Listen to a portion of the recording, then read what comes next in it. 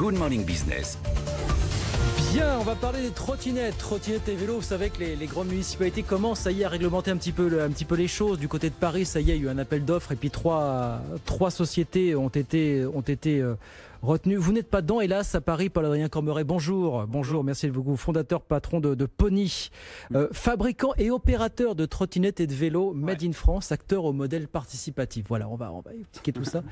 Vous avez échoué à Paris, où 3 acteurs ont été retenus, je crois. Il y a Lime, il y a Dot et il y a, je sais pas Thiers. C'est Thiers qui est le 3e.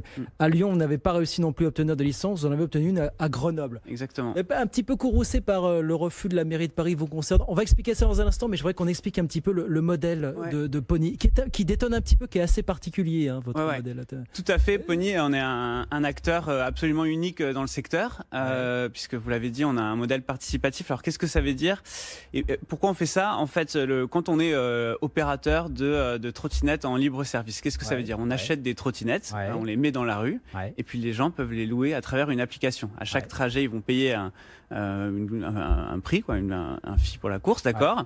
Et donc l'enjeu, en fait, pour l'opérateur, un des principaux enjeux, finalement, c'est la durée de vie de ces véhicules. Évidemment. C'est de se dire comment, et c'est le coût de la maintenance. Ces véhicules, ils sont dans la rue, livrés à eux-mêmes. Combien de temps vont-ils survivre? Combien ça va nous coûter de les réparer? D'accord. Et en fait, en vrai, ça coûte très cher. Et c'est l'intuition que tout le monde en a, évidemment, parce que imaginez si Europcar ou Accor Hotel d'un seul coup décidaient de supprimer les standardistes, les gens à l'accueil. Bon, mais je peux vous assurer que ça se terminerait probablement pas très bien.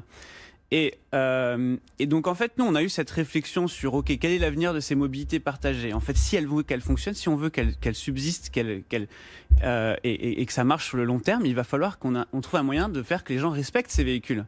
Il faut que les gens se les approprient. Et donc, tout le cœur de la démarche... Pas les laisser en vrac n'importe où. Exactement, les laisser en vrac et puis aussi se sentir un peu concernés. C'est-à-dire qu'à la fin du trajet, là, j'ai ma Lime, je termine mon trajet, je me gare un peu mal, je fais 3 mètres, elle tombe. Personne ne fait demi-tour pour la ramasser, vous voyez. Et la personne qui passe après avec sa poussette, elle est excédée, elle marche dessus. Et donc, vous, le modèle pour lequel vous avez opté, c'est de dire, voilà, je vais faire en sorte qu'on puisse s'approprier d'une certaine façon la trottinette ou le vélo. Tout à fait. L'idée, c'est de se dire, si on veut que les gens respectent ces véhicules, il faut que ça leur appartienne. Vous voyez. C'est ça, en fait, le cœur du modèle. Alors, ça s'appelle Adopte un Pony. Et donc, concrètement, aujourd'hui, si vous ouvrez l'application Pony, les trottinettes et les vélos qui sont disponibles dans l'application, à Oxford, à Angers, à Bordeaux, ils n'appartiennent pas à Pony, ils appartiennent à des habitants de la ville, à des Bordelais, à des Angevins qui les ont achetés et qui, eux, les mettent en partage avec leurs voisins. Donc, vous adoptez un Pony, vous lui donnez un petit nom, Jolly Jumper, il est dans la rue. Chaque fois que quelqu'un s'en sert, vous recevez une notification, Jolly Jumper fait un trajet, on le voit se déplacer. À la fin du trajet, on vous dit, ah bravo, Jolly Jumper a fait du bon boulot.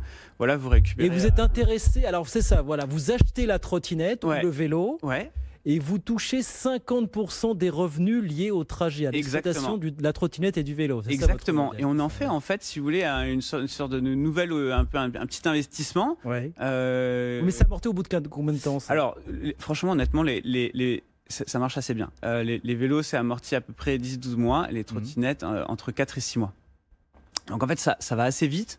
C'est des véhicules qu'en fait ont des durées de vie bien plus longues. Et la première génération de Pony Angel, les gens qui achètent ces trottinettes ont plus que doublé leur mise. Il faut compter combien pour une trottinette et pour un vélo? Alors aujourd'hui, un vélo mécanique c'est 220 €. Une trottinette électrique c'est 790 € maintenant.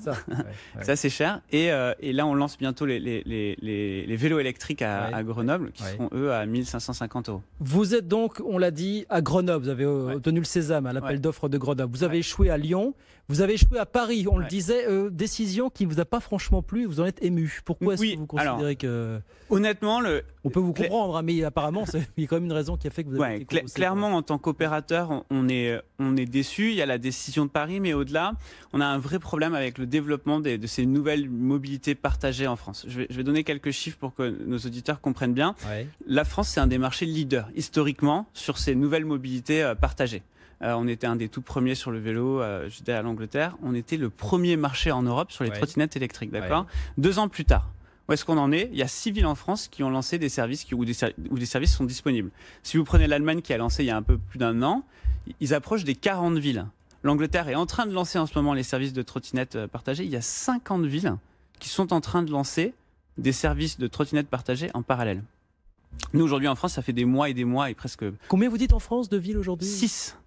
6 villes ont des trottinettes partagées. Aucune des grandes villes françaises que vous pouvez imaginer, Nantes, Toulouse, Strasbourg, Lille, Nice, Montpellier, Rouen, Rennes, Nancy, Metz. Qu'est-ce qui s'est passé en 18 mois alors, pour que de précurseurs, on soit à la traîne désormais?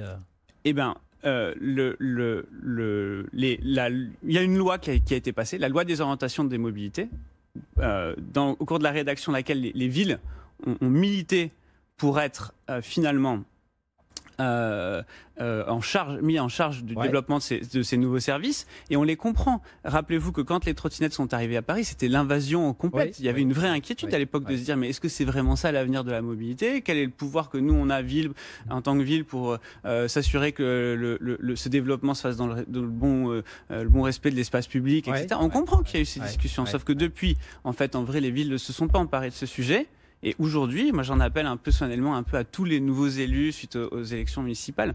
Ces mobilités partagées, elles cartonnent. En termes d'usage, c'est incroyable. Paris, on a plus de 2% des trajets maintenant qui se font en trottinette. En quelques mois, c'est inouï dans le monde du transport de voir des croissances pareilles. Et finalement, j'en invite vraiment tout le monde à bien comprendre que ces mobilités, elles vont se développer, c'est inéluctable, et autant prenons nous les rênes et soyons en contrôle plutôt que de subir ce développement. Et profitons peut-être de la vague d'élus écologistes qui sont arrivés, peut-être pour aller faire développer de nouveaux marchés. Exactement. Vous allez participer à des appels d'offres dans les prochains mois, ou comment ça se passe? Il n'y a rien du tout, rien pour l'instant. Il n'y a rien pour l'instant. Et alors, ce sujet, il nous amène à quoi? Il nous amène à constater que, de fait, il est physiquement impossible de créer un champion français de ce nouveau secteur, qui est pourtant, tout le monde le dit, amené à représenter 10 à 15% des trajets en ville. Le transport, c'est le plus gros poste de dépenses des ménages. La France a historiquement une position forte dans le monde du transport, avec des acteurs comme Keolis, des acteurs comme RATP, SNCF, Transdev, et on est en train de rater le coche de ces nouvelles mobilités partagées. D'où l'appel que vous lancez pour faire émerger un ou plusieurs champions français de ces nouveaux usages, de ces nouvelles mobilités. Merci beaucoup Paul Adrien, merci de nous voir ce matin. Paul Adrien Cormeret, fondateur, patron de Pony, avec nous ce matin sur BFM Business.